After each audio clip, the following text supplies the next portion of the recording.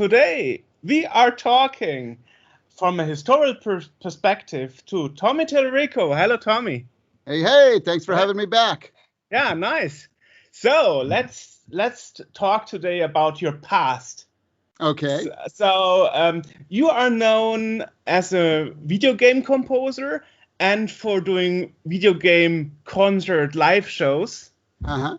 And especially one game that I remember is Earthworm Jim. I guess that is the game that most people connect to you as a musician. I mean, Earthworm Jim, Guitar Hero, Metroid, Tony Hawk, Pro Skater, but musically, probably Earthworm Jim, sure. Right. So I wonder, how did that all start? How did you get in touch with computers? And what was the starting point for you? Yeah, well, for in regards to just computers or games in general, the very first time I remember playing a video game it must have been 1975. Me and my dad went over a neighbor's house, and they had a Coleco Telstar, and we were just amazed. We couldn't believe that, like, you would turn a knob and something on a television would move. This is like, we take that for granted, but back in the early mid 70s, there weren't even remote controls for televisions. You know what the remote control was in my house? Hey, Tommy, get up and change a channel. Hey, I was the remote control. My dad would tell me to get up and change a channel, and you change the channel, So to see something move on screen, it was like magic. You couldn't believe it. I mean, the hype was just like, this was a whole new thing. And even though it was just a little rectangle, pong paddle or whatever, it was the most amazing thing. So me and my dad, or my dad, went out and got the Coleco Telstar. In fact, this is the exact machine right here. Wow. This is my machine, the very first video game machine I ever had. I kept it all this time, and that was it. And so, we played like crazy. And then, of course, that spurred me into, getting into, computers and things. So the next thing I had was a Timex Sinclair 1000.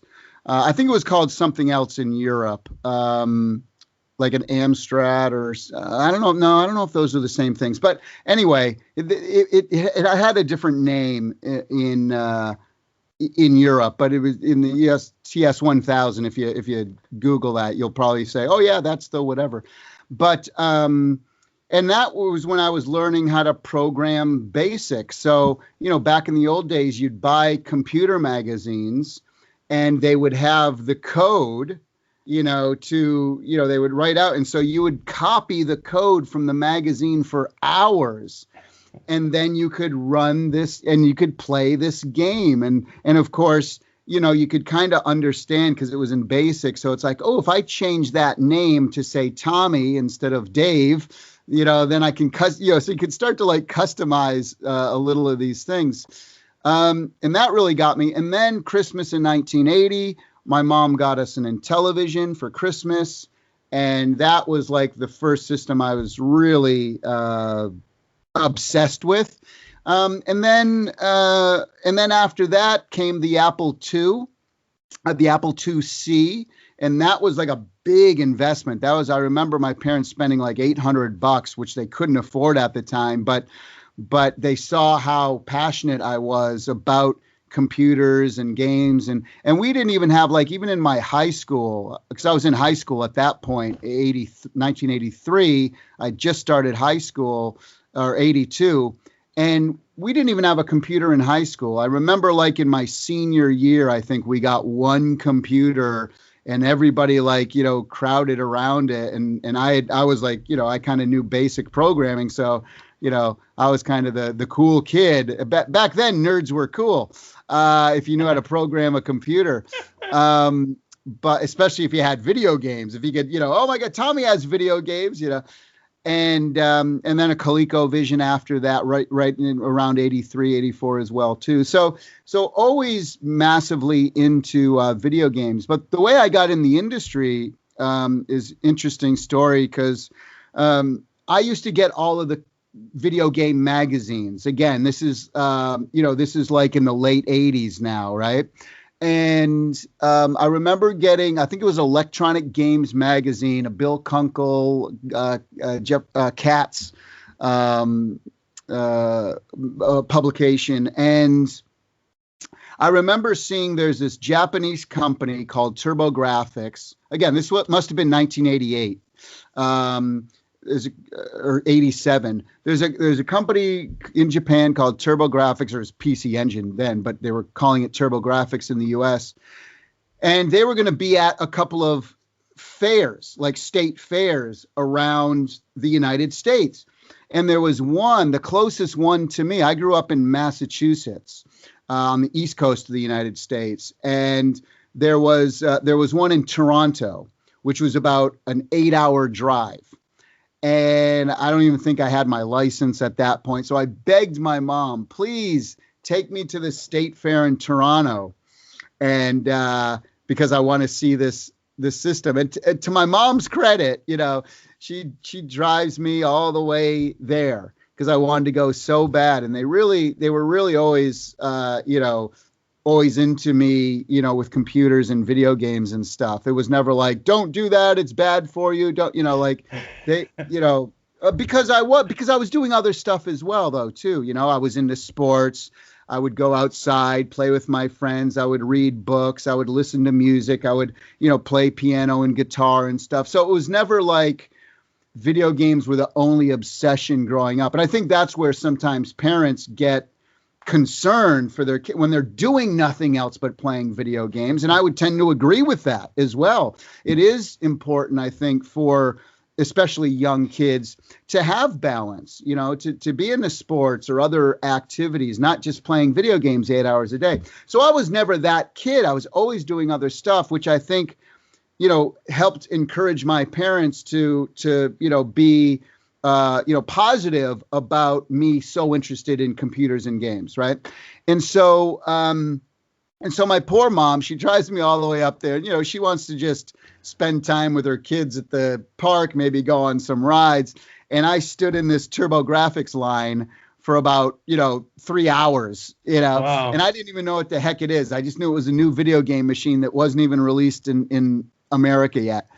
And so we wait in a line, and I finally get to play this brand new video game machine that no one in America had ever, seen yet. And I think it was like Bonk's Adventure, if I remember correctly. Like what they were doing is they were kind of doing like focus group testing for free, And so I had to fill out a piece of paper at the end. What did you like about the game? What did you think about the controller? What would you change? What did you think of the music?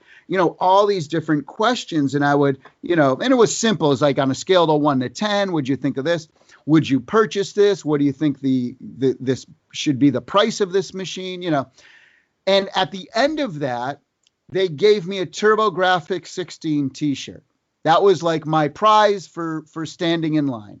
Wow. And then we went on some rides and this and that. Now, the reason I tell you that story is because it's very important into how I got into the video game industry. But it shows my passion for this stuff, right? So a couple years later, when I turned 21, I decided to leave to go to California. Again, I was a musician, composer, not a professional one, but I wanted to do something in entertainment, something in maybe video games, music, something. And California was the land of opportunity, the land of dreams. Go west, young man. It's it's Hollywood, and you're going to be a star. So especially like in the 80s, it was California was the land of opportunity, or America, the land of opportunity, California doubly so, especially if you want to be in the entertainment industry. So a lot of kids who, on the East Coast and probably other parts of the US as well, but always dreamed about going to California someday, make it big. And so, when I turned 21, I'm the oldest son. I had a sister, Karen, and then a younger brother, Mike. And I'm 100% Italian. And so the oldest son in an Italian family is a pretty important role in the family structure. And I was leaving my home, and that was a very emotional thing for an Italian family, and especially my mom, and my mom's crying on the doorstep, and I had no money. I had one credit card with a $500 limit, and as I was leaving, my dad saved up money, and he handed me $1,000, and he says, "Here, son, I want you to have this, to help you, going out there." And I refused it. And I'll tell you the reason I did is because, all four of my grandparents came from Italy, and they got on a boat in the early 1900s, in the teens during World War I. They got on a boat and they went to the United States, and they didn't speak the language. They had nothing at all. And they left their families. And I would always, my grandparents would always tell me stories about their journey and about, the challenges and difficulties they faced. And my grandparents always said, my grandfather on my dad's side would always say, look, he would tell us this, me and my dad, the story, and my brother say, I left everything that we had in Italy to come to America to make a better life for you. So he was basically saying, like, he sacrificed his life to give future generations an opportunity. And he wasn't saying that to make us feel guilty. He was saying, or to feel sorry for him. They weren't like that, but he was saying it so that we understood, like, never squander an opportunity that the United States gives, right? And that was the message there. He never, even during the Great Depression, he was always proud. Italians are proud, old school, old country Italians, very proud people. He never stood in a bread line. He never wanted government assistance. When he worked in a chemical factory. He would be a truck driver, or he would clean out asbestos from the chemical trucks, which ended up eventually killing him. But he worked there for 50 years cleaning asbestos out of a truck. Completely. You would never see anything like that these days. But he lived in his late 70s. So, and so that always stuck out to me. And I told my dad, I says, look, if Grandpa can come here with nothing and this and that, and he didn't even know the language, then I want to do this on my own. I want to make Grandpa proud. Because he was still alive at that point. And I want to do this on my own and make everyone proud of me. So I probably should have taken the money, by the way, but hindsight, because basically, as I went out to California, I wanted to see the world. I went by myself. I was in a 2-seater car. I had, no friends out there. I didn't know anyone. I had no money, no job, no place to stay. So I just got in my car, and I had 3 T-shirts with me and a pair of jeans, and I had my little Roland keyboard and a little 4-track recorder, and like barely anything with me. My teddy bear from when I was a kid. And I drove out west, and I don't think I ever drove more than 6 hours, because I wanted to see America. So I would stop every little place. I'm a big Elvis fan and a blues fan and Jerry Lee Lewis, and so I stopped in Memphis, Tennessee, and saw Graceland and Sun Studios and Beale Street, where blues were born. And I went all over the country, the Grand Canyon to Las Vegas, all through Texas, New Mexico. And then I finally got to California, and I went to Hollywood, because that's what you do. And in the late 80s, Hollywood was a bit of a dump, there were homeless people everywhere. There was drugs. There was prostitutes. I mean, it wasn't like, you know, Hollywood is today, or, you know, it was kind of a sketchy place, let's say. And so here I am. I show up my first day in California, and I'm looking up at the Capitol Records building on Hollywood and Vine. And I'm looking around going, oh my gosh, like, what is this place? Like, I was afraid. I was scared. I'd never been from home really. And I remember the only other thing I knew in California was Disneyland. So I literally stopped a homeless person on the street, and I asked him where Mickey Mouse lived, because I'm like, you know, that's the happiest place on earth. It's got to be safer than here, and I'm still close enough. And he pointed me down to Orange County, California. You know, that's a county. Anaheim is where Disney is, and so I drove down there, and when you're driving to Orange County, there's palm trees, there's beautiful beaches, there's pretty girls, fancy cars. And I'm like, oh, this is what I envision California to be like. And I'm still close enough to LA. Anaheim's about, 25 minutes south of LA. And great, I'll set up shop here. And again, I was homeless the whole time. I was sleeping in my car on the way out. I think I got a hotel room once at the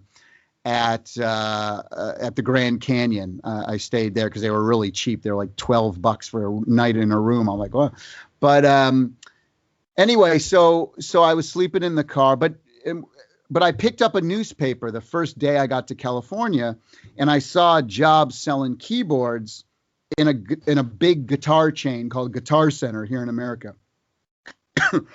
So I went down there the next day, and I was homeless, but I was sleeping on the beach. I was sleeping under the pier at Huntington Beach, because I thought to myself, well, if you're going to be homeless, you might as well do it in California on a beach. You know, like, people are paying $20 million for the houses behind me, you know. So, and I would take showers. They have like showers on the beach. I would take showers there and use the bathroom of a restaurant at the end of the pier, you know.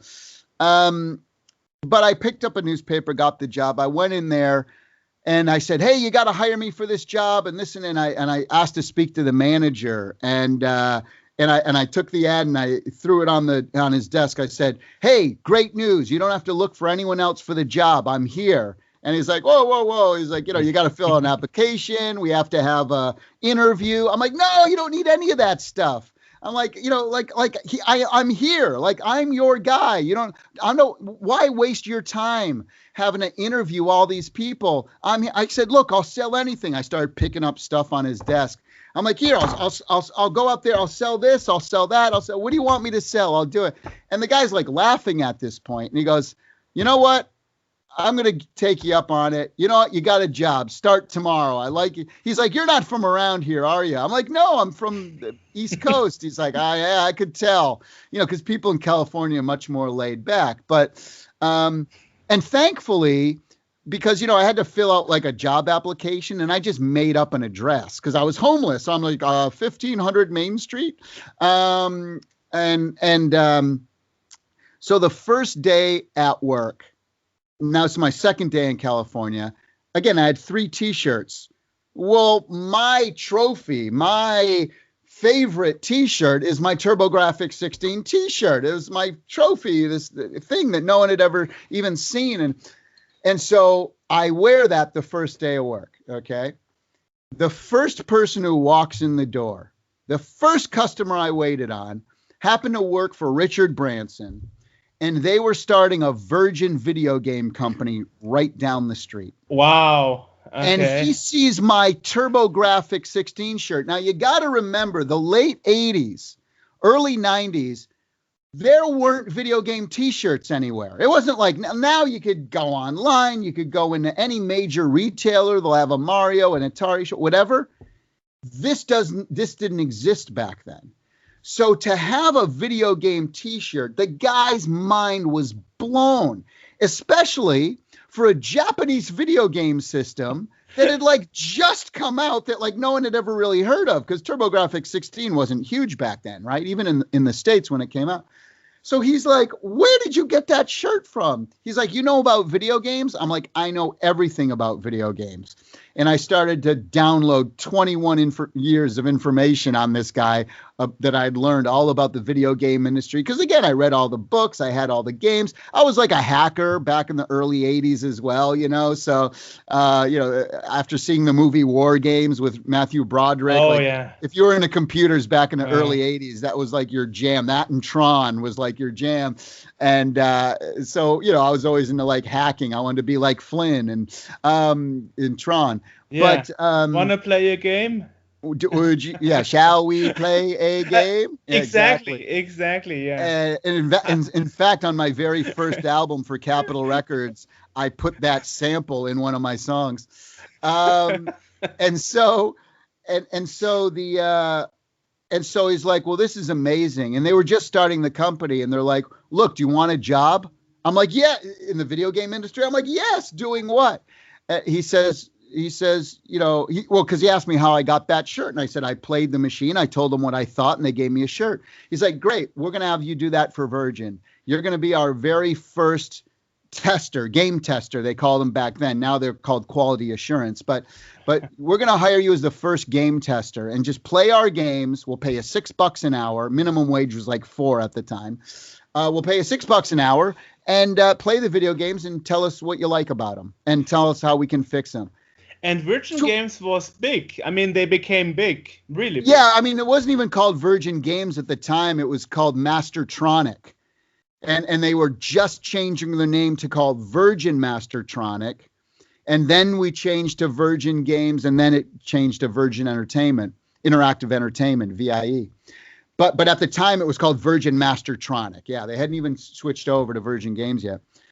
And I was the first game tester, and I was testing games like on the NES. We were doing Robin Hood, Prince of Thieves. That movie had just come out. We were doing a lot of Amiga stuff. We were doing Apple, like the Macintosh was just coming out or was out. We were doing games for that. What else? The Amiga, PC, CD-ROMs haven't started, so it's DOS stuff. Very little PC stuff. It's mostly a lot of Amiga stuff, actually, and Commodore. And so I was in California 3 days, and I was in the video game industry, and that was 32 years ago. Wow. And then I would bug the vice president of the company. And by the way, I was homeless for about a couple months because I couldn't afford enough money. I didn't tell anyone, but I sometimes I'd sleep at work or whatever, but they're like, you're here early. I'm like, yes, I am. I just woke up.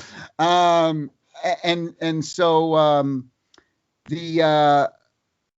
I would bug the vice president of the company every day. I'm like, look, whenever you need music, let me know. I'll do it for free. You don't even have to don't pay anyone to do it. And about 6 months later, after I started, we were working on Prince of Persia with Jordan Mechner. Wow.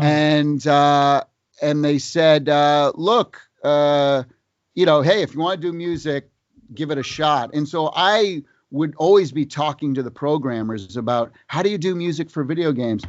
And I did the music and sound for Prince of Persia, and it won like an award.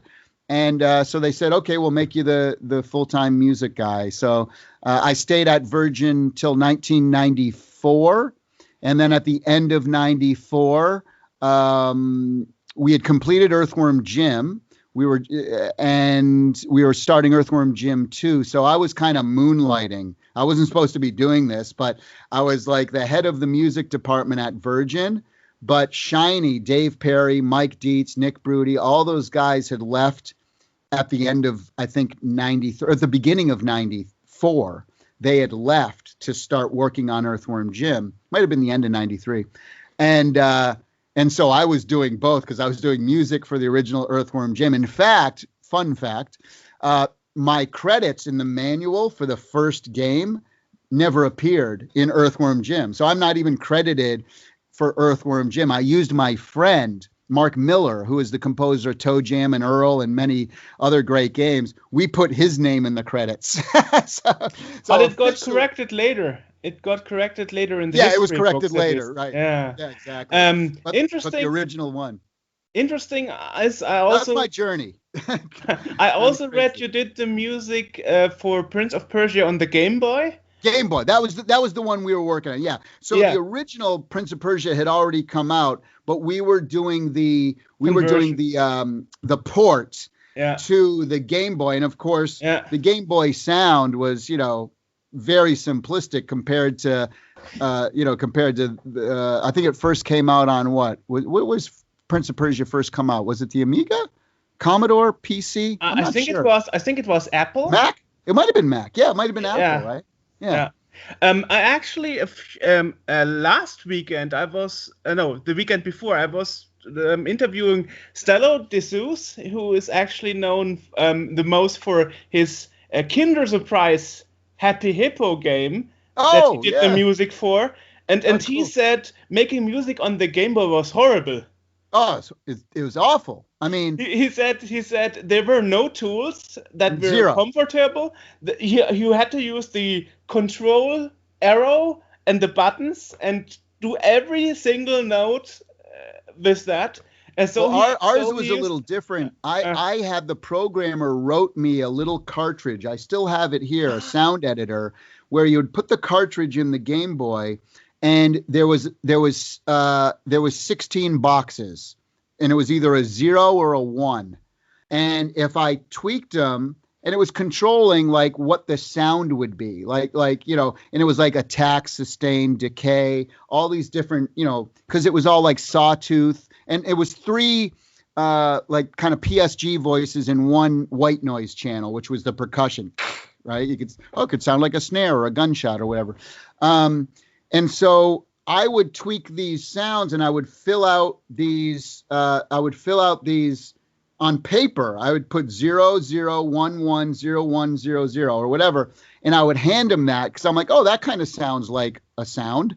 And so that's how I would create the sounds. And then then you would have to do a monophonic MIDI file where, and it was just basically converted to ASCII from MIDI or from a cakewalk work file. And so it was basically just a paragraph of numbers. And so what did the numbers represent? The first number was the note number. So on a keyboard, 88 note keyboard, middle C is note 60, right? And so so the first number represented the note. The second number represented, so then there was a comma, and then the second number represented how long the note value was. Now, the notes could only go from 0 to 1 to 1024, right? And so if you held it too long, it would crash the system. So if you wanted a long note, you would have to figure out how to like hold it for like 2 seconds, take it up and then hold it down again really quick, so you could never just do a long note. It was always, and that's why everything sounded so staccato on the Game Boy, because it was always like it was never like dun. It would crash the system. So, and then the third note, the third number in the paragraph would be the length between notes. So how long was the next note? And again, it couldn't be too long, because if that was too long, then it would crash the system. So you always had to like be moving. You always had to like have something going staccato. And so I would get these paragraph of numbers, and then I would just start there and just start to tweak the paragraph of numbers, and then you'd have to load it into the thing. It was an absolute nightmare, but it was fun and challenging, and it's fun now to talk about the old days 30 years ago. It's interesting because in the last 20 years I interviewed a lot of pioneers in video games, and very little actually worked on the Game Boy hardware. Oh, really? Yeah. It seems like most composers are more like Amiga, Commodore, Amiga, Mega yeah. Drive, Super Nintendo, and Game Boy. Well, it was definitely easier. Yeah, it was definitely easier on those systems. But I mean, my first music was Game Boy, and then I did the NES, and then the Genesis, then the Super Nintendo, and then PC CD-ROM. That was kind of like that was the order of the games that I was doing. Yeah. So yeah, jumping from the Game Boy to the NES was kind of brutal too, because the NES sucked for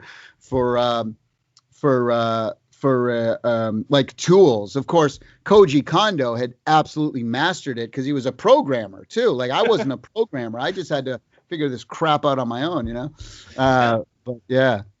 I have a Mega Drive dash Genesis question.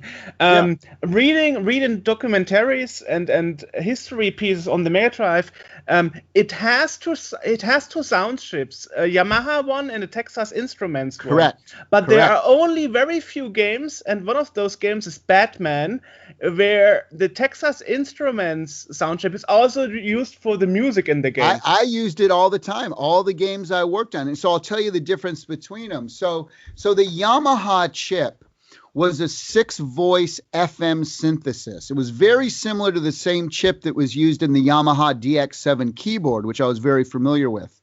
Oh yeah, that's a famous one. Very famous keyboard, right? And so that was a 6-voice FM synthesis. Now, one of those channels of the 6-voice on the Yamaha could be used as a sample channel, and it was like 4-bit and like 5 kilohertz. It was pretty awful, and you could go up to 10.2 kilohertz, which again is still awful. And people very, very rarely used even that sample channel because it took up so much of the cartridge space. And like the only people who are using it, like Sega themselves would use it when you turned on Sonic the Hedgehog, which was the flagship title, Sega. And that was it, right? And that was the only time you heard it. Or it might be like Go for like some fighting game or EA racing game. It's in the game. I don't think they did that on the Genesis early. Maybe you know what? Maybe later. Yeah, because I worked on Madden Football, the early ones, and we did have that one in there. That's right, we did. And so, or Madden would say something, but it was very, very rare. And so that was the 6-voice FM. Actually, to continue about that sample channel though, really quick, what I did was me and David Perry would convince Virgin to buy more expensive cartridges so that we could have a whole bunch of samples. And so I would do all these demos of all this amazing music, and Dave Perry was blown away. I would thrash the hell out of that sample channel. I would use it for sound effects, for voices, for snare drums, for orchestra hits, guitar hits. I mean, you listen to Earthworm Jim or Global Gladiators or Cool Spot, any of those early Genesis games, Mega Drive games that I was working on, and you're always hearing some sample at some point. I was thrashing the crap out of it. And anyway, but the other chip was basically the same style chip that was in the NES and the Game Boy. It was the Texas Instruments one? Yes, it was it was 4 voices. 3 of them were like sawtooth waveforms, a style, again, called PSG voices, and you could control the attack, decay, sustain, release. 3 and then 1 noise channel, right, for the thing. I would use those channels all the time because if you did a really long attack, meaning an attack on a sound is if you hit a sound and it goes ping like that, right? But if you have a long attack, so if you set it for like 0, if it's like a value from 0 to 127, right? If you set the value for 0, it would be ping, like really hard. If you set it for 127, it would be like,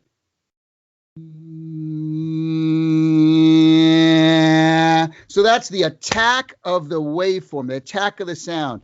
Sustain, decay was, and the release would be like, again, 0 to 127. If you released it right away, boom, it would stop right away. If you set it for like 127, once you lift it off, it would go like, it would like fade out long, right? So you could control these things, but it was just like a beep sound. It was just like a, but if you tweaked it enough, I could get it to sound like reverb or digital delay. And a lot of my music back then, because I was a guitar player and a keyboard player, but a lot of my music was, and I'm a big, rock fan. So a lot of my stuff had guitar and guitar solos in it. And so I would use one of the FM sounds as like a kind of a crunchy guitar. And then I would use those other 3 sounds and stagger whatever my MIDI file was that had that guitar solo in. I would copy and paste and then offset it by like a tenth of a second, and then lower the volume of that PSG. And then I would copy and paste that one and then offset it again, and then lower the volume of that one. And then I'd do it one more time because I had 3 PSG voices. And then I'd offset that one from the other one and lower that. And what that did is it gave an effect when you would play the guitar, you'd hear like and it was giving the impression of digital delay or reverb. And again, back then, I don't know of anyone else whoever did that, because no one really used those voices. I would also use them for collect sounds as well. Like, you collected a bling, like Global Gladiators or whatever. You could use it because you didn't, that way it would give me all 6 of the FM channels to focus on the music. And then I could, some of the collect sounds, because if you used the FM for a collect, then it would take away one of your music channels, because you had to set priorities for everything. So, but yeah, that's one of the things I did in the Mega Drive. It's Genesis. It's interesting that so little composers used it in the end. I'm the only one I know of. I'm sure there were others, but yeah. I've spoken to other composers back then, like Mark Miller and Yuzo Koshiro is a buddy of mine. And he was just epic on, of course, Streets of Rage and ActRaiser on the Super Nintendo. But yeah, I would talk to him about that. I remember having a conversation about, let me see, it was about maybe 12 or 13 years ago. We were talking about it. I'm like, did you ever use those other? He's like, nah. He used a lot of samples, but he didn't use those sounds. That chip. Yeah. Interesting. It was even weird that it had it, because they didn't exploit it. I don't even know why they put it in there. I don't know.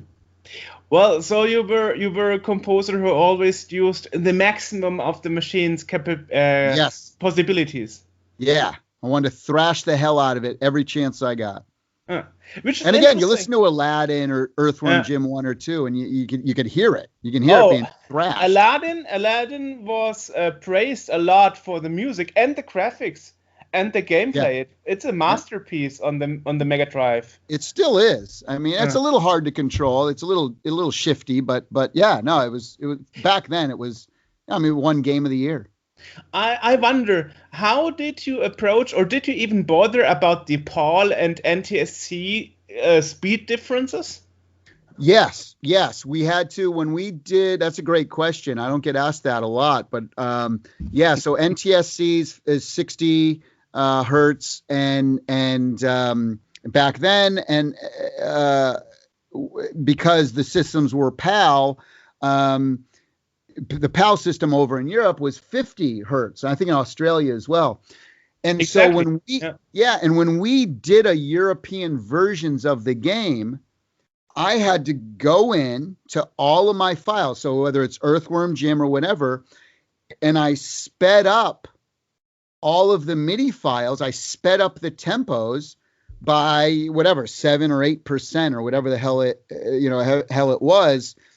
So that because if you just took the music, the cartridge of Earthworm Jim, the way I had written it in the US, played on an NTSC US 60 hertz thing, and you played that file, it would slow it down because it was playing it at 60 hertz as opposed to 60, and it would drive me crazy.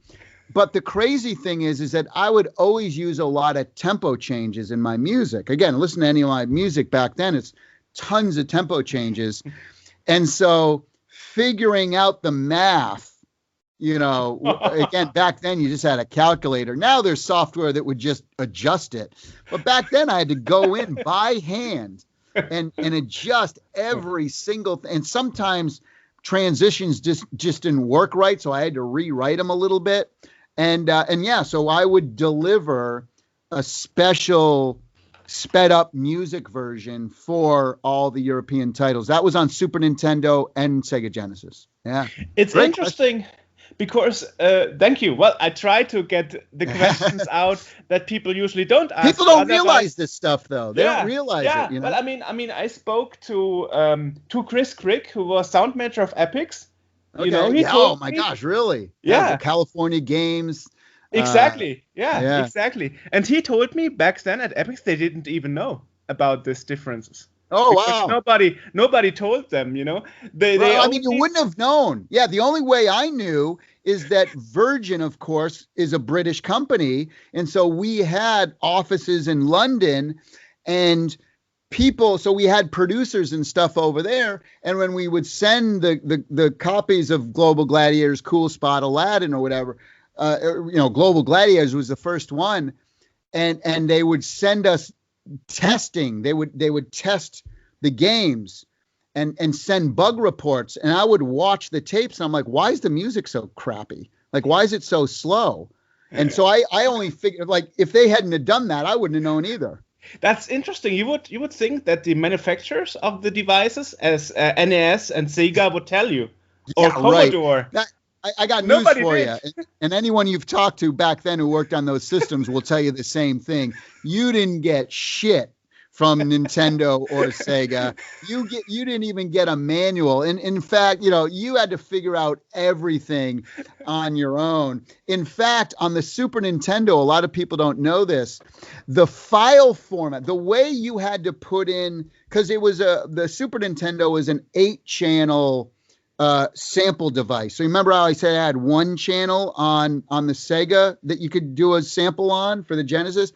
On the Super Nintendo, you had 8 of them, and it was 8 voice.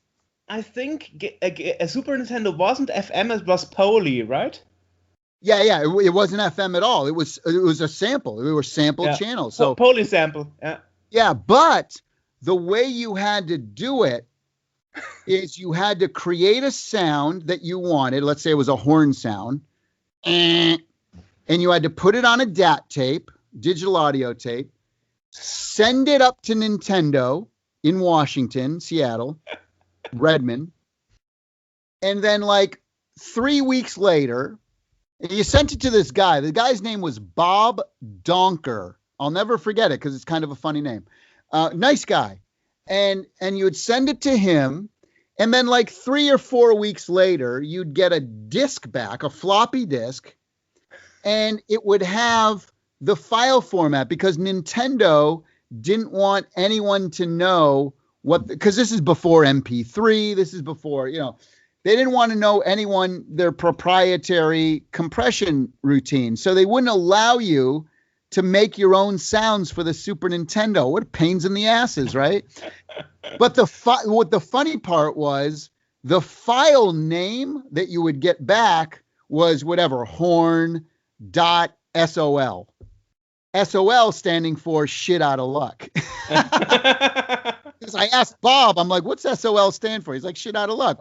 The only way to do it is if you send it to us. It was pretty funny. So anyway, so that was but David Perry always tells this amazing story about the Sega Genesis, because the stuff that we were doing back then was leaps and bounds above most products that were being done at that time. In fact, our team, that original team at Virgin, which later went on to Shiny, we did 5 games in a row. 1991, we did Global Gladiators. It won, or in 92, and it won Best Game of the Year, Best Audio of the Year, and Best Graphics of the Year by various magazines around the industry.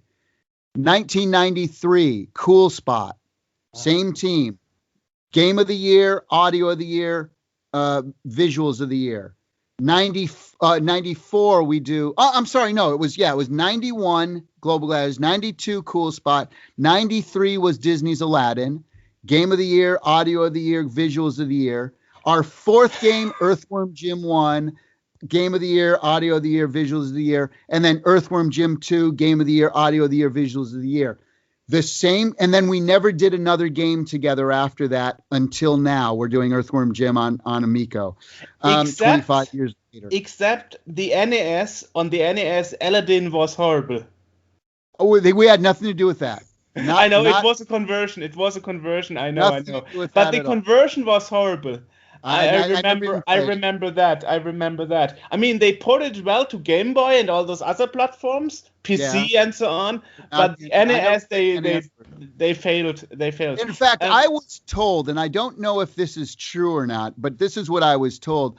I was told that I actually worked on the very last game that was ever officially released and produced by Nintendo for the NES. That's what I was told. I don't know if anyone has a history. I'd love to know if this is true, but it was Jungle Book on the NES. Okay. I believed it was released in like 93 or 94. Okay. For the NES. So somebody's got to check that for me and let me know. 93 was also DuckTales 2 released, and DuckTales 2 is considered one of the last games of the system. So there you go. There you go. Probably it was 94. Let me see. Let's do this in real time while we're here, really quick. Jungle Book NES. Let me see what it says on Wikipedia. Jungle Book Wikipedia NES. So yeah, I worked on the Genesis version as well, the Mega Drive, the Super Nintendo. Does it have the release date? Here we go. The NES was released August of 1994. So there you go. So it probably was the very last NES game officially released. Interestingly, this NTSC PAL difference caused some very funny, or you would say rather disappointing things in the games. For example, most people think that RoboCop 3 on the NES is one of Jeroen Tel's best works on the NES. But he was a Dutch composer. Yeah. But the game was Jeroen's great. Yeah, him and Deanan, Charles Deanan, the Noise. What was their Maniacs of Noise is the crew. Maniacs of Noise, yeah. Yeah. And I'm good friends with Charles. So the thing is that the NES version, they fixed his music for NTSC because he is a Dutch composer, so he was in Europe. But when they did the European release, they didn't change the music player. That means the European version plays the music too slow, despite it was composed on a European system. That's funny. That's hilarious. And since although the graphic timing was adjusted, you can't just play the NTSC version on a PAL system because the game will crash because of graphic glitches and sync errors. Huh. So the only way to play the game properly is getting an American NES and getting the American version of RoboCop 3 on the NES instead of the European one. Which is interesting because you would think that it's in PAL.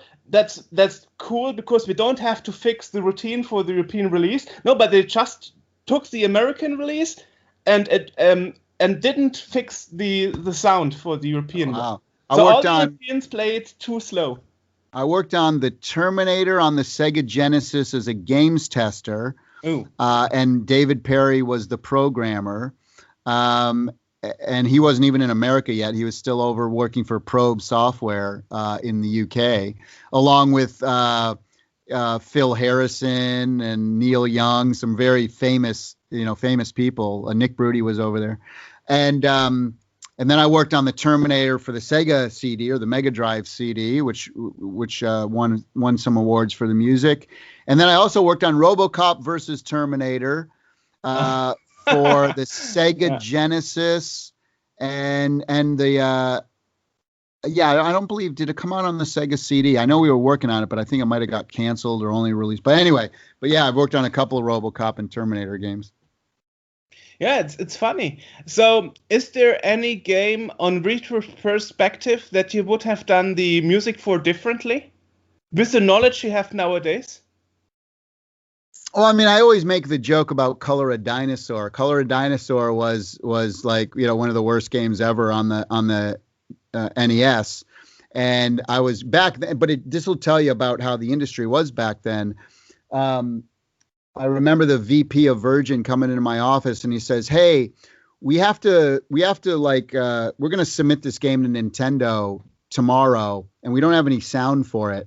Can you just like put sound on it?" And I had never even worked on an NES game at that point. So I had to like learn this crappy, there was no tools for it. So I had to learn how to do it, but I kind of had a little knowledge because of the Game Boy and it was the same kind of chip. And so I had 24 hours to create like 2 songs and like 4 or 5 really bad sound effects. And so when people always ask me, what's the worst game you ever worked on? I always say Color a Dinosaur.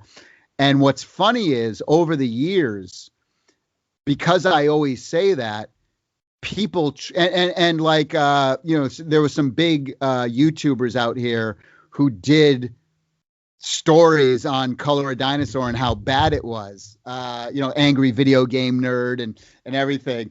And so it became famous and everyone wanted to start collecting it because I would always say how crappy it was and other people did as well.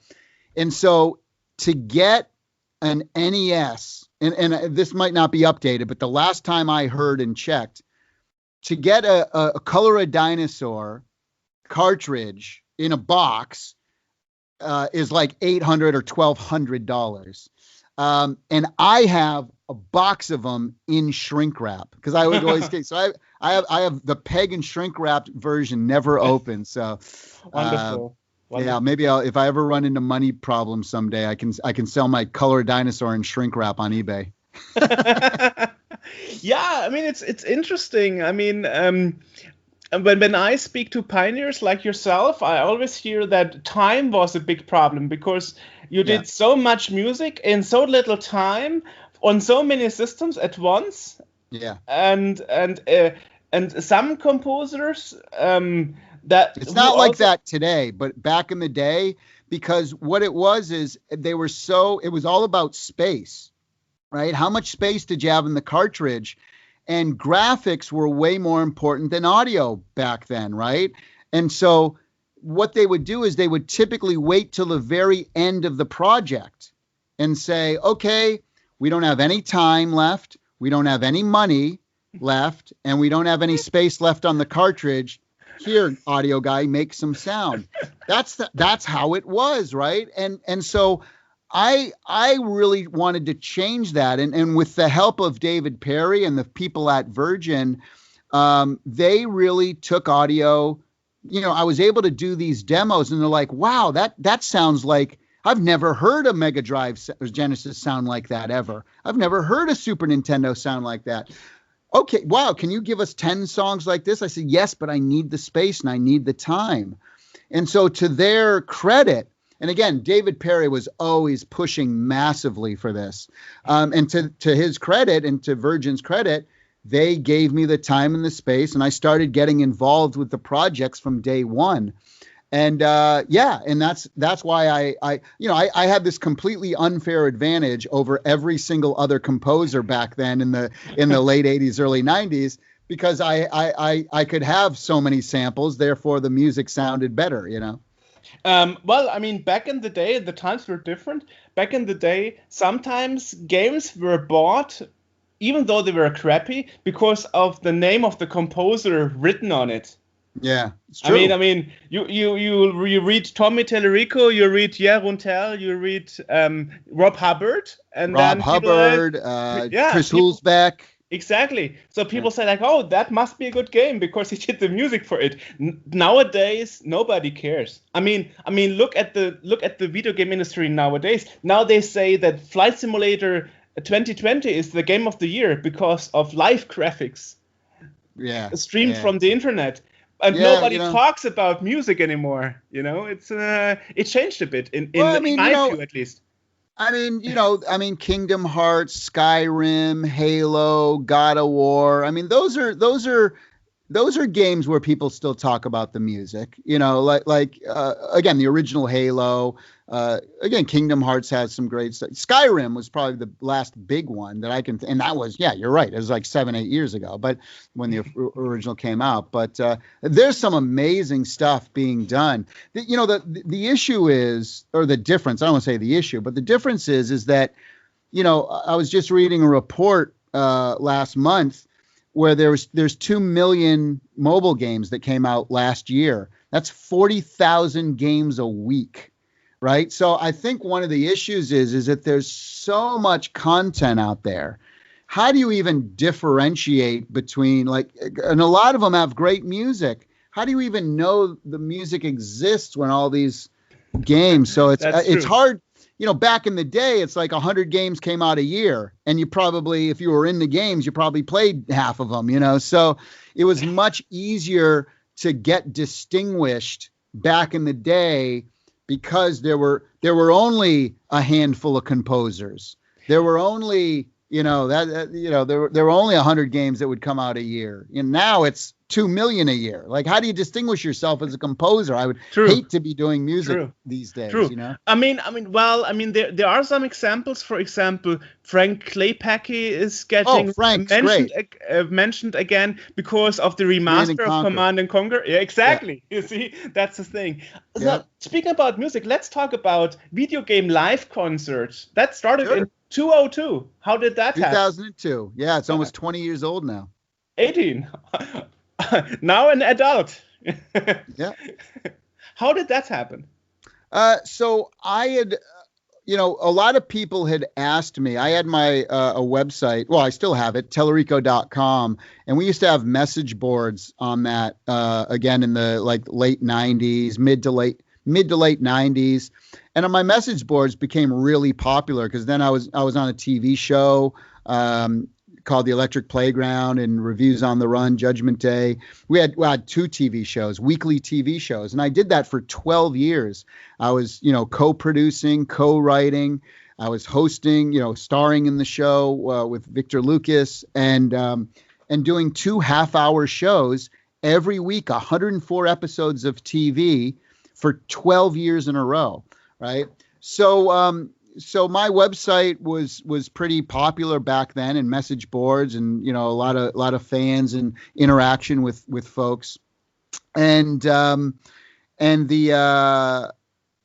fact, it's funny just to kind of mention that if you go on Tommy Tallarico, my YouTube channel, you'll see Aziz Ansari, who's the comedian. He did a comedy routine about my website. And I saw that. Yeah. You could hear, because his little brother, he was a teenager at the time, but his little brother, who was 11 or 12 at the time, was a huge fan of mine and would used to always come on my message board. So it's kind of funny, this big star comedian, was talking about Tallarico.com. Back in the day.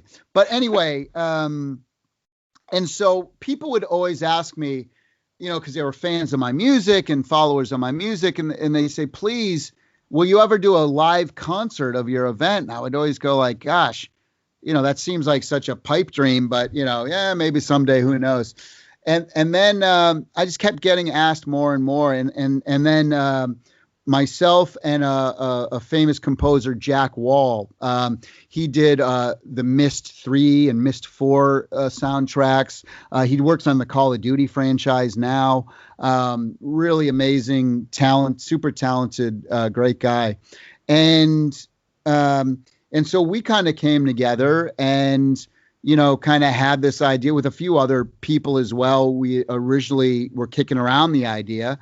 And I was kind of waiting for somebody to do it, because they had done previous types of things in Japan in the late 80s, and the Dragon Quest series was doing it, but no one had ever done anything like this in the United States.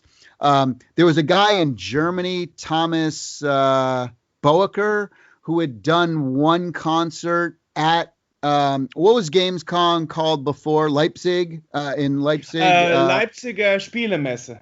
Yeah, or Leipzig Game Show or whatever. He had done one, and like I said, there was a couple in Japan. And so me and Jack said, you know what? Why don't we freaking do one? And I said, look, I shoot for the stars. I don't mess around.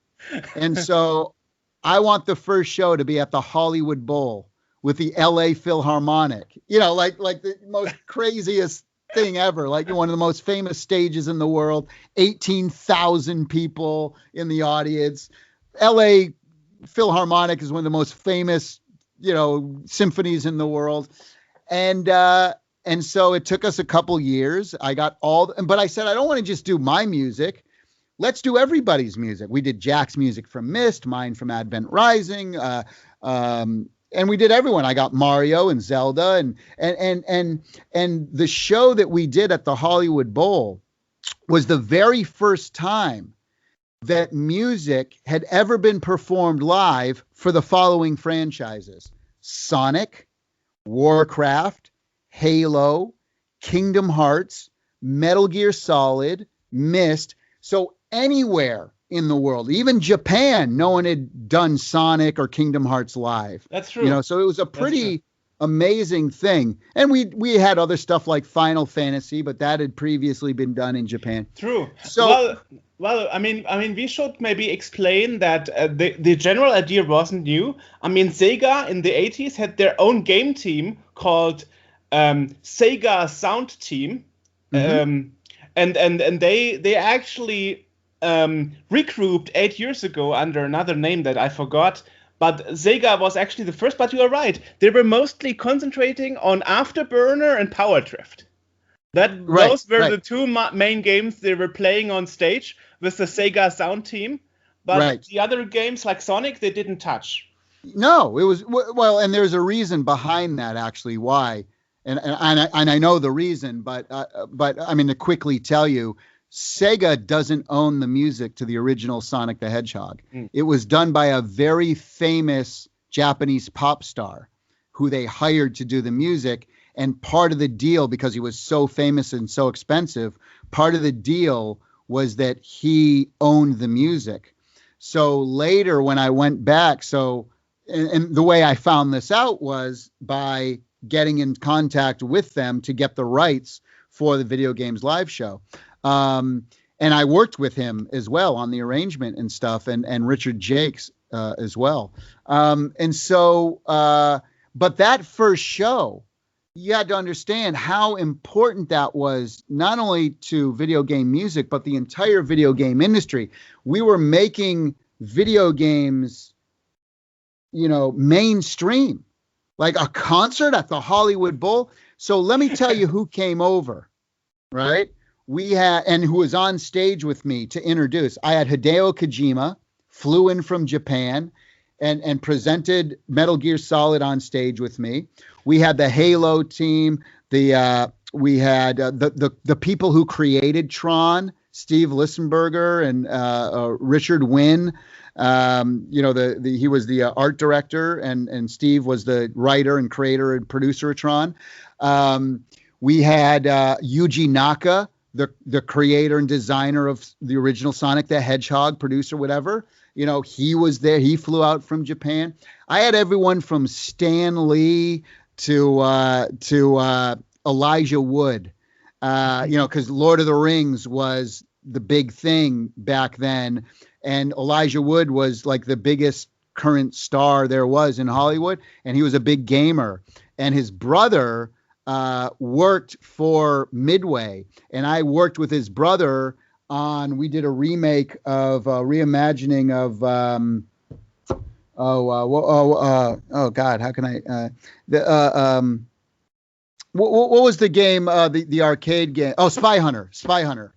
We did a upgrade. I was like, dun, dun, dun, dun, dun, dun, dun, dun, dun. I couldn't remember but Spy Hunter. And so I got Elijah there. And of course, I'm cousins with Steven Tyler, and Liv Tyler was in Lord of the Rings. So I had a couple different connections to Elijah.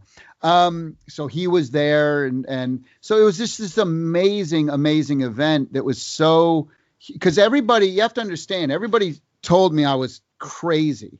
They're like, look, people who listen to video game music or people who play video games, they don't go to the symphony. And people who do go to the symphony, they don't play video games. So no one's going to show up to your dumb thing. You're lucky if 500 people show up, right? Yes. Well, it's true. I mean, in my childhood, my mom called the music bleep plop. Bleep, yeah, bleeps and bloops, exactly. And so to prove to the world the amount of pressure that I was feeling that night, because if no one showed up and it sucked, then that was bad for the video game industry, right? But if it was great, it was going to turn a corner. It was going to turn a new chapter in the legitimacy of video games in the world of art and entertainment. And that's exactly what, and we had everyone there from MTV to Fox News, ABC local. People were broadcasting. They had set up like their newscasts from like the back of the bowl. Like, this is unbelievable. Again, everyone from MTV to TV Guide to CNN was there covering this event. That's how incredible it was.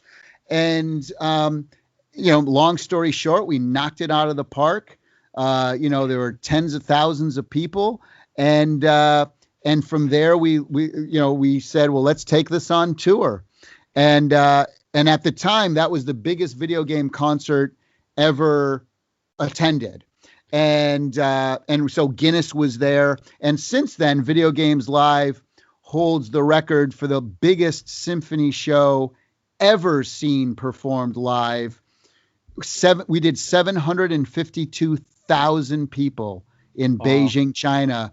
We were at the Bird's Nest, a National Olympic Stadium. There were 130,000 people indoors and 600,000 people listening, outside and set up videos. We had 100-foot LED screens, speakers everywhere. It was a free show. I did a deal with the Chinese government to put on this free event. So that it's pretty amazing. Yeah, and we also you're very difficult, but tells my negotiating skills. But we also have the Guinness World Record for the longest running symphony tour ever as well. Before COVID, we had we'd done over 550 performances.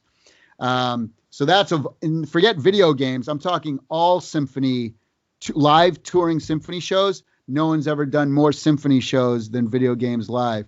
And we're starting it up again in January as well. We have a show on January 2nd, in fact, in Utah with the Utah Symphony. Let's hope that by then the COVID thing will be over. It's also always a part of Gamescom, if I'm not mistaken. We have been. We didn't do the last couple years, but we usually perform on the Blizzard stage. We do a big live event for Blizzard where there's 17,000 people live and 1 million people watching on live stream through Twitch and their channels and YouTube. And then, of course, we've done special Video Games Live shows where it's everyone. We're right there at the convention center. We've, partnered with Gamescom. So, yeah. I wonder why were people so skeptical about it? Couldn't you say it worked in Japan, so it must work in America? No. Well, the other thing though, that what we had done is very different from what Japan did. Japan never used screens. Never. We were the first ones to use a video screen. We had rock and roll lighting. We had lasers. We had a stage show production. I had people on wires flying across the stage. I had life-size Tron light cycles zooming across the stage. If you go on Video Games Live, our YouTube channel, and go all the way back, you can see some of the original footage from the Hollywood Bowl show, and you'll see Tron characters fighting. I had this whole thing synchronized to where I had a guy dressed up in a Tron suit, and he was glowing blue, and he had the disc. And we had the center screen was the MCP, the Master Control Program, and we recreated it in 3D.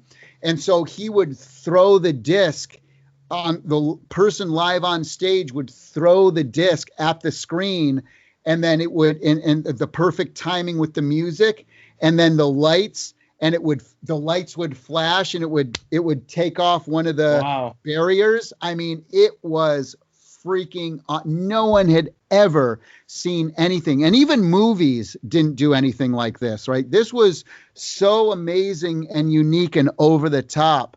But Japan had never done anything like this. And even in Germany, the Germany shows, it was everybody be quiet, the symphony, and everybody was in tuxedos.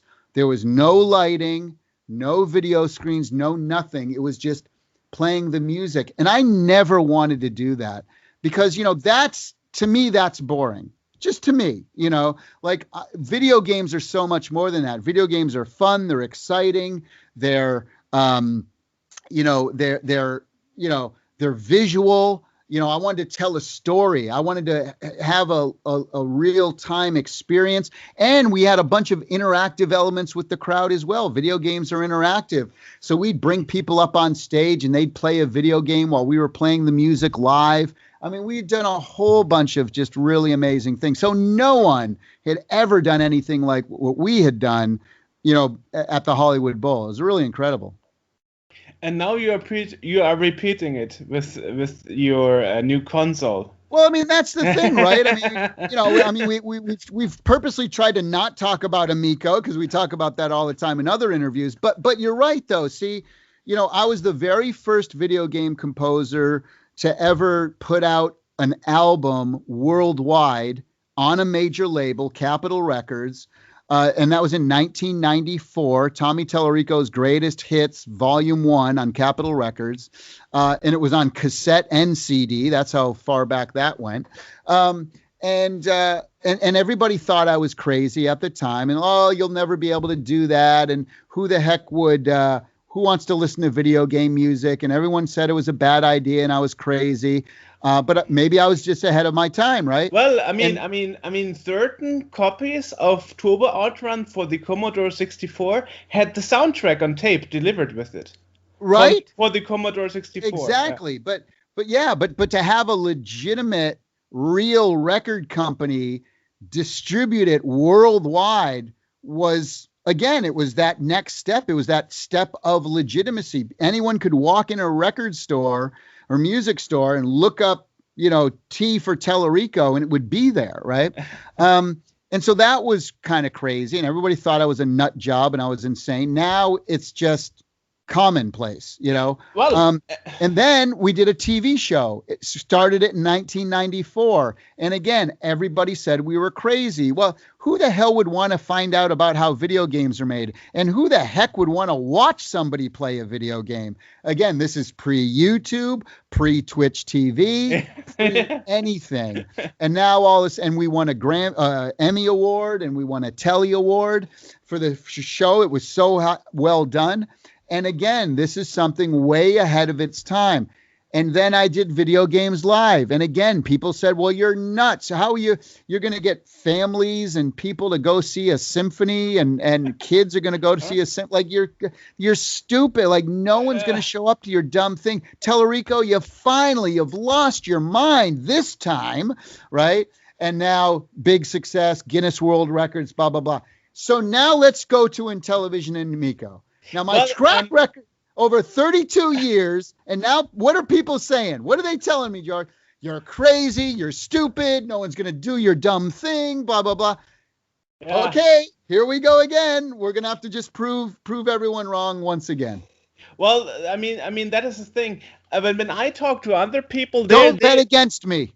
Yeah, the question, that people always tell me, wow, Tommy Tallarico is big. How did you even get him talking to you?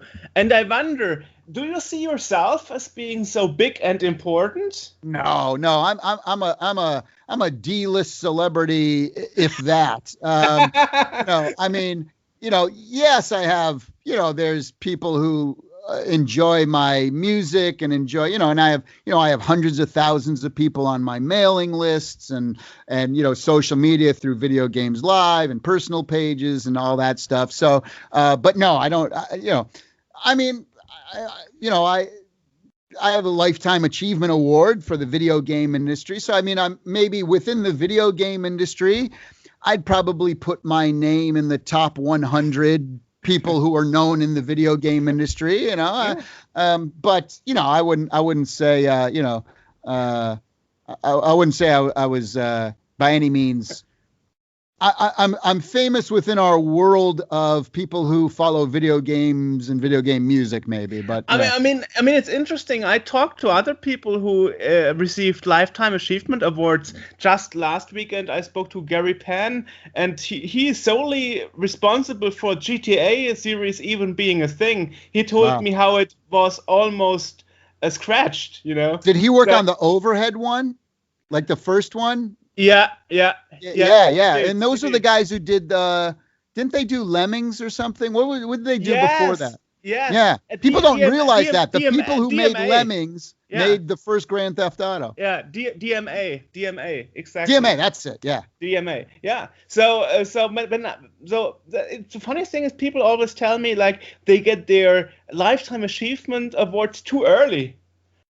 Chris Hurslek said when he got his, he was like, "Well, I'm still not too old." Mine was 10 years ago, so yeah, I'll. But I still got a lot to go, but that's okay. I consider it a great honor getting a lifetime achievement award when I was 40. It's a great honor. I still have 40 more years to go. Nice. Yeah. So, well, as we just mentioned, you are now working on a video game console on a new system, which is Amico. So I wonder, does this mean you are leaving the focus on the music, or are you still doing the music? No, too? Not at all. In fact, all of the games, I don't want to say all of them, but I would say 80% actually maybe 90% of all the video games on Amico, I'm the audio director and doing most of the sound design stuff as well, and music director.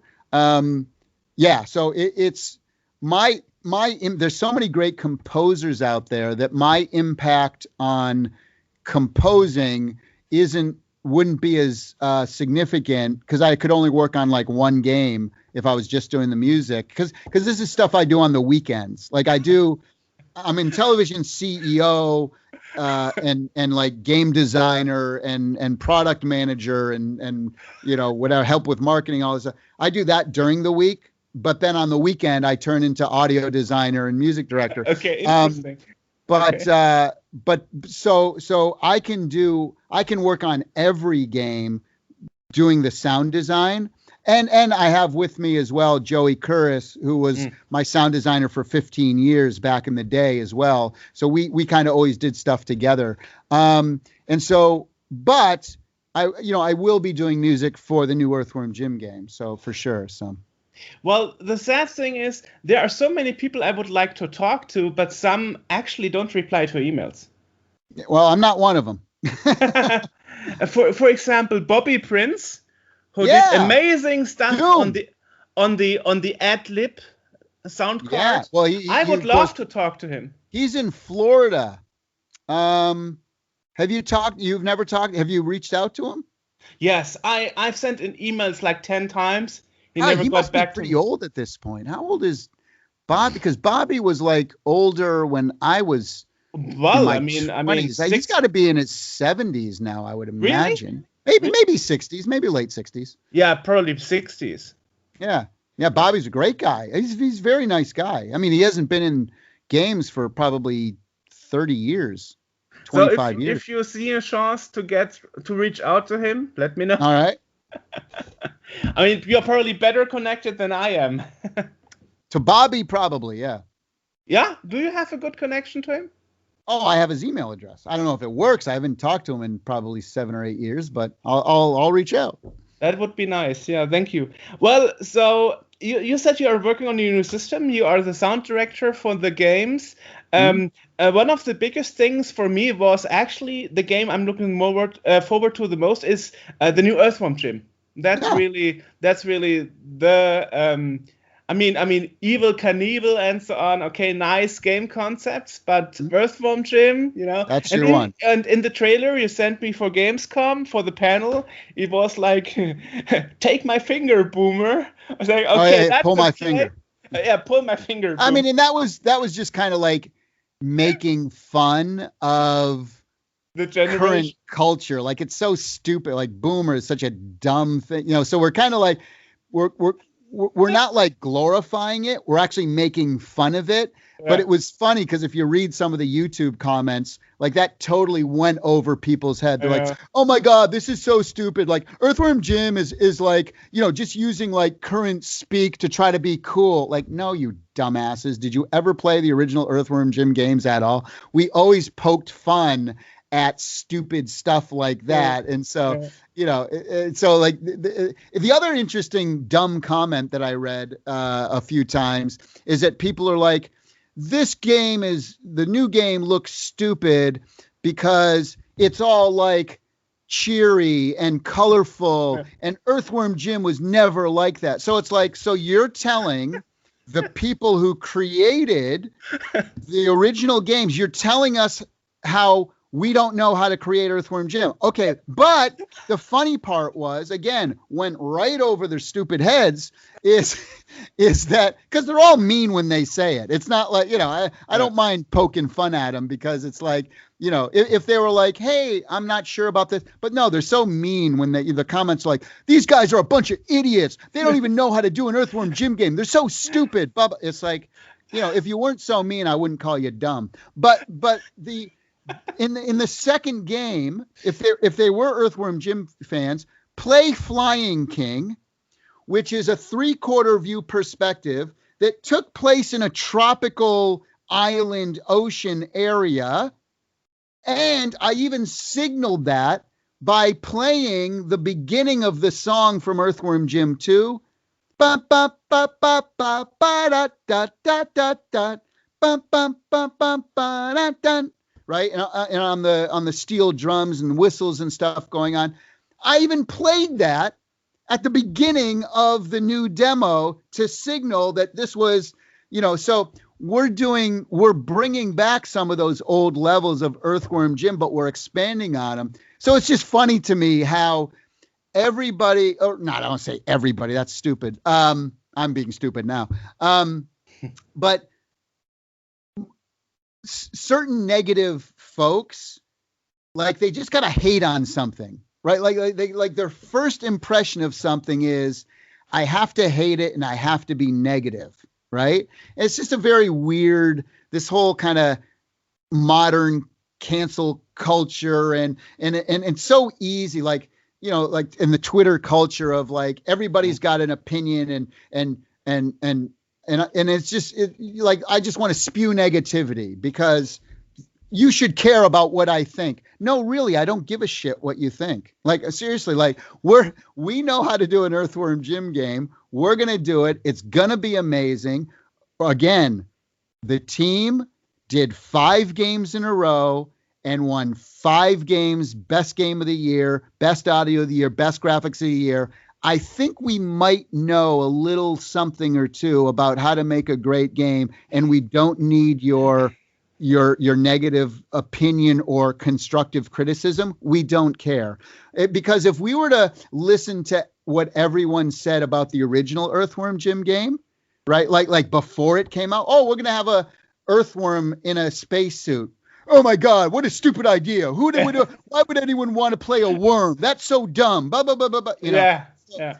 And if I were to say, hey, we're going to do a space level and we're going to play banjo music. Oh my God, what a dumb idea. That Tommy Tallarico doesn't know anything about music. Why wouldn't you play something that sounded like Star Wars or like electronic music? What is, so again, you don't ever listen to that noise, so it's kind of funny. Interesting. Yeah. But I'm glad you enjoyed it. I'm glad you liked it because. Well, of course. I mean, course I totally do. And as you hopefully figure out, I try to get history and the things correct. So. And by the way, for the record, that was in game people just thought we put together some cartoon cinematic or something. That's not. That was in game. That was done in the Unity engine. So it's Of like, course. so people, that's what the game's going to look and play like. Like people are like, oh, it's just some cutscene or something. No, that's the freaking game. And here's the thing: when I spoke to my friends in the video game industry, and I was like, we are recording a podcast show about the Amico with Hans Eppisch and Tommy Tallarico, they were emailing me like asking about Roblox. Yes, I can tell you all about Roblox. And then 24 hours later, you did a live stream yourself and answered all the questions before rumors started to happen. Oh, right. Yeah. Well, I don't have to do it anymore. He did it himself.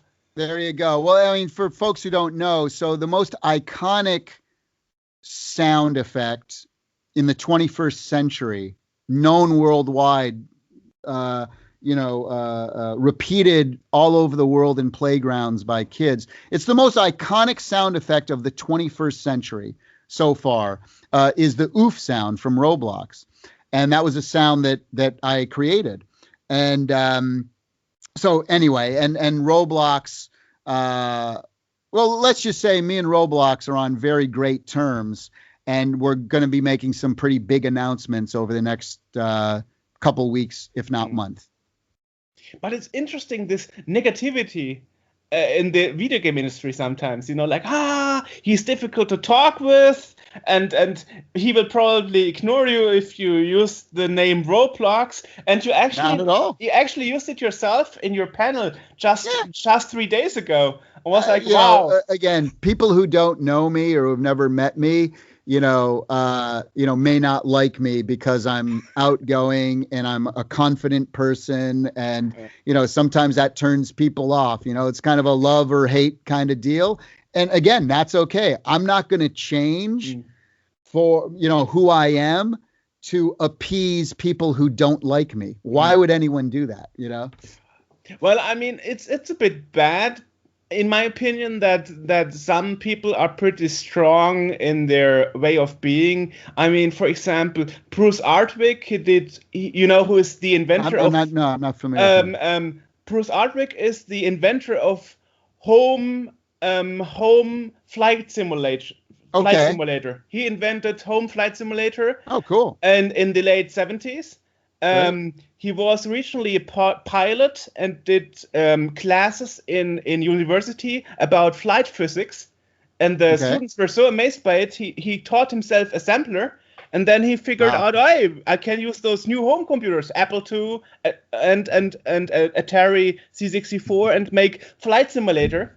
And as you probably know, Flight Simulator 2 was the first major successful flight simulator.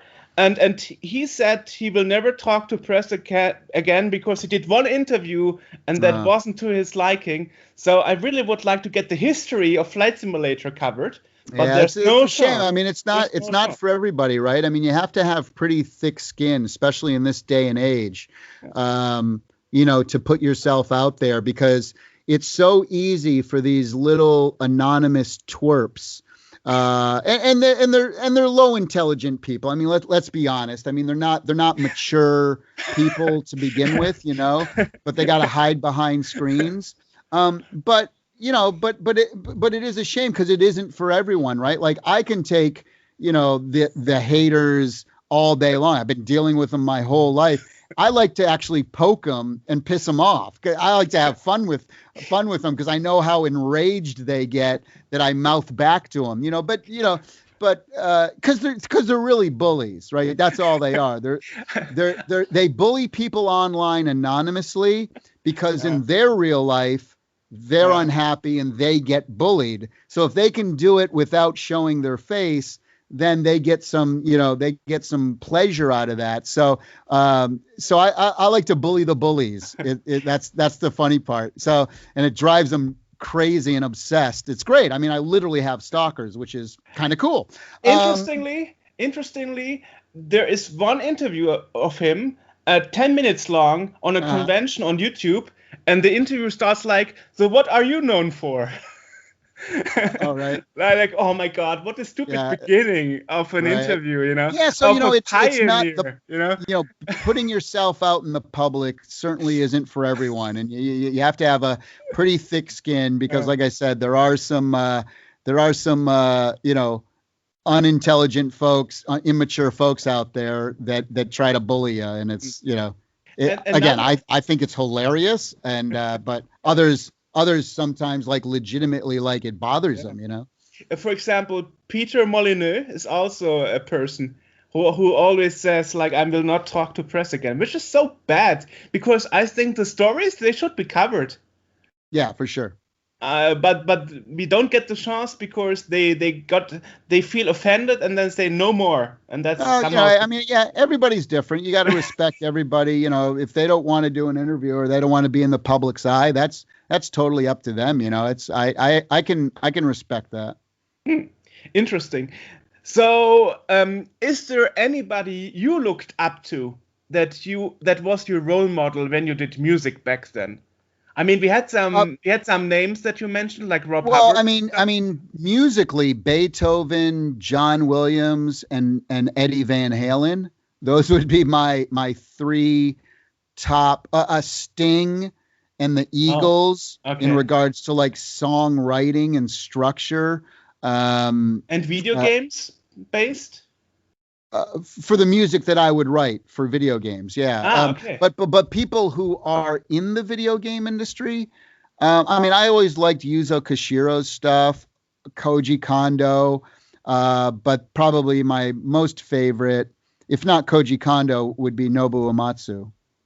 Okay. Yeah, those Okay. would be my top three, all I would Japanese composers. I would like to know more. I mean, Hans Eppisch mentioned it a couple of times that you will be working with David Crane for the Amico Oh, you mean the games. Pitfall guy? Yeah, the Pitfall guy. I Yeah, well, wonder if you can tell me more about that, or Well, if that we is a we secret.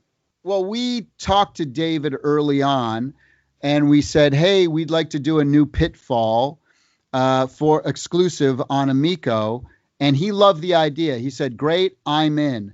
But so now we have to go get the rights from Activision, and we chased Activision for about 5 or 6 months, and they basically didn't want to give us the license. Really? That's so sad. Yeah. So, the reason they said it wasn't because they didn't like us or anything like that. They just said, look, the amount of resources that we would have to spend, like on a producer and legal and all this stuff, we don't feel is like worth it because your system isn't out yet, and we don't know if it's going to be popular or not.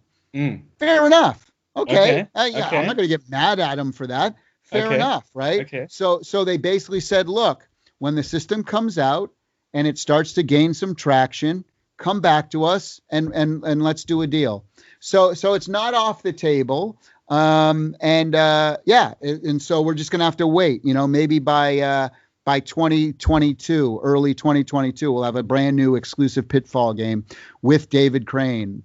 Which is interesting because, as you probably know the story, David Crane announced that he left the video game industry because of his failed Kickstarter 8 years ago, where That's he right. wanted, yeah, and No, now, I've spoken to David within the last.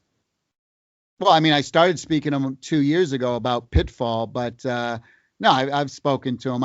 We get him back in for a new Pitfall. But I was disappointed. By the way, that was crap.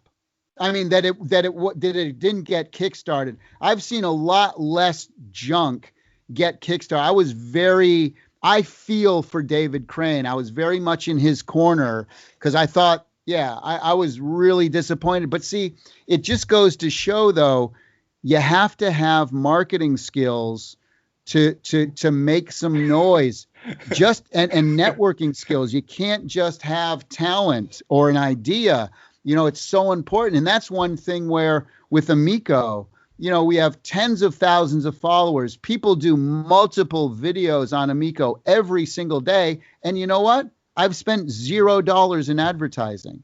It's all just me getting out there and talking to people and networking and making partnerships and doing all these things. There's a lot to be said about the business side of video games. And Yes, it's you interesting. know, For me, it's a hobby. For you, it's your business, we'll and that we'll get is. David Crane back. Don't worry, we'll get him back.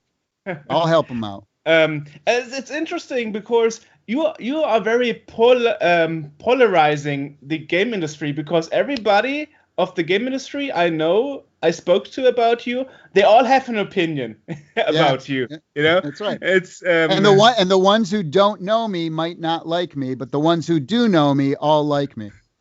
nice.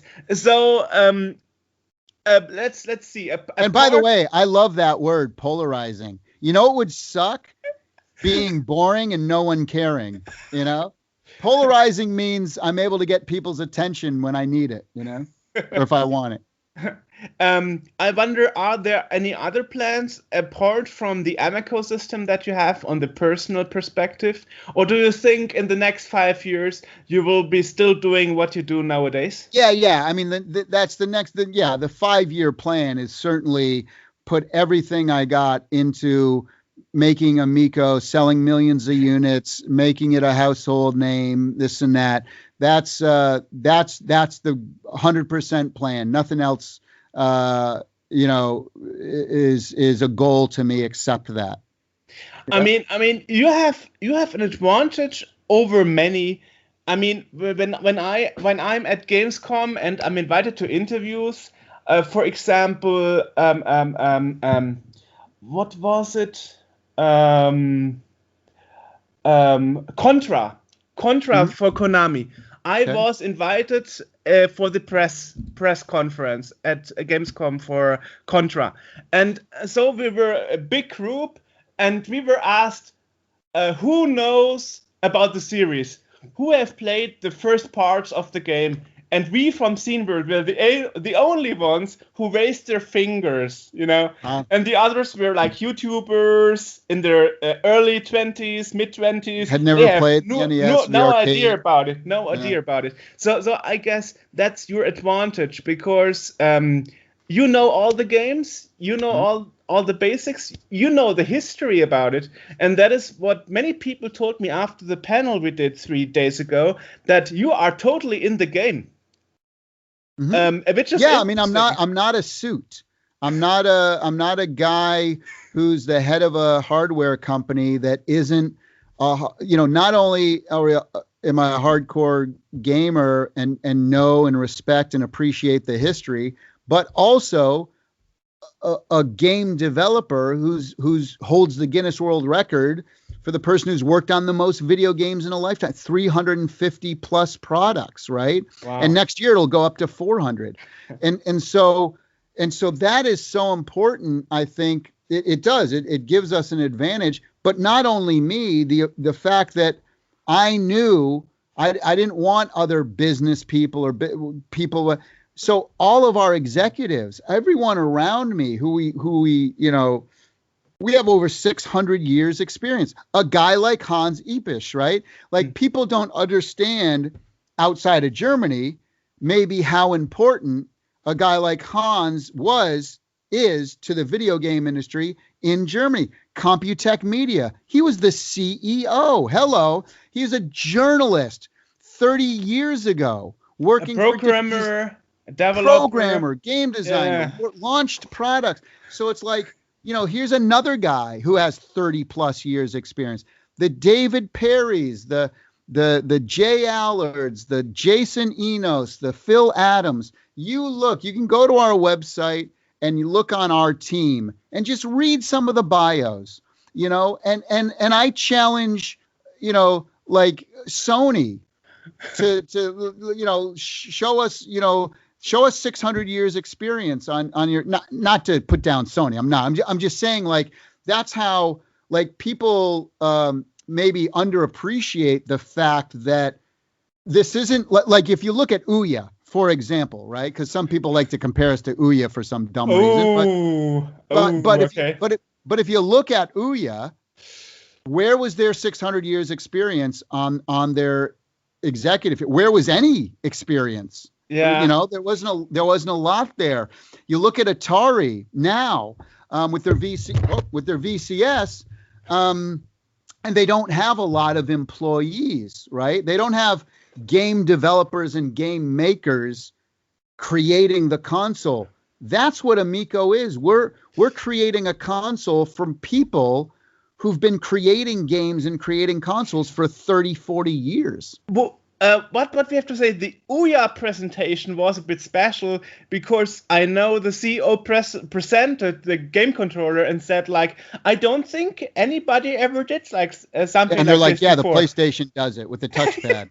Exactly. Or when they asked her, how many have you sold, and she refused to answer, like, or when they said, what's your number one game, and she kind of like looked off stage and went, what's the name of that game and it was Towerfall, and she didn't know it, you know, so yeah, I mean, it again, there's a big difference, you know, they're crowdfunded, we are not, you know, their ecosystem was very different, or a lot of differences, and they were selling a $99 machine, whereas, you know, the quality of our controllers is almost as expensive as two controllers as their entire machine and their controllers. So it's a very big difference, quality and experience.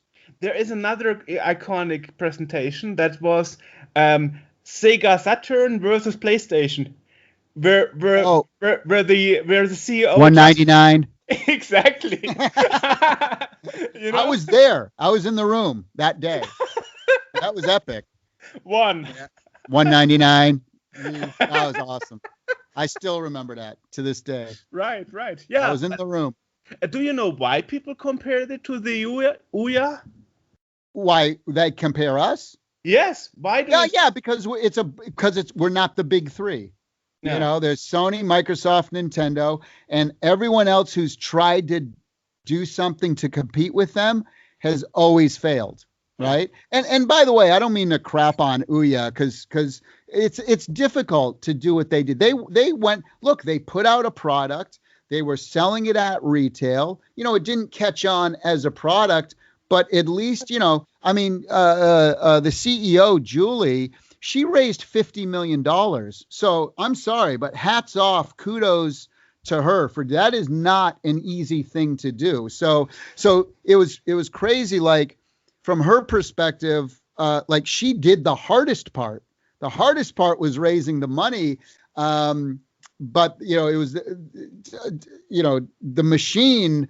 I think if they had more game makers and game developers around, maybe, you know, it would have been a different thing. But again, you know, you got to give her credit, though. And I do. So I don't mean to come off. It's, you know, it's easy to make them a target, but you know, she accomplished something that not many people in the game industry have ever accomplished, which is raising $50 million.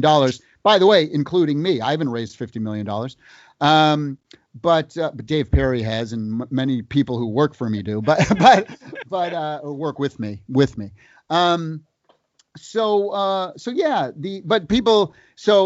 because I'm doing a video game machine, everyone's like, oh, it's just going to be another failure like everyone else. Well, I got news for you. I would say that out of all the video game systems, aside from the other three, I'm pretty proud of the fact that I think we've certainly already have gotten much farther.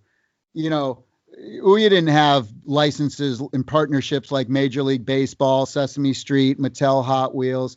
They didn't, out of the gate, they didn't have pre-orders and retail like Walmart, GameStop, Best Buy, Coke Media. But to be honest, GameStop has a very bad reputation right now, especially in the way they have. To who? They did $7 billion in revenue last year, and they have 3,500 stores. So a bad reputation to the hardcore gamers? Yeah, maybe some of them.